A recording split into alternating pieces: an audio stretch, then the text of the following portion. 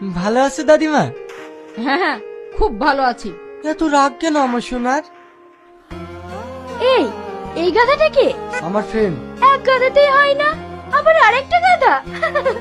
তোদের সব সময় বেশি বেশি। এসো বাপ, ভিতরে এসো।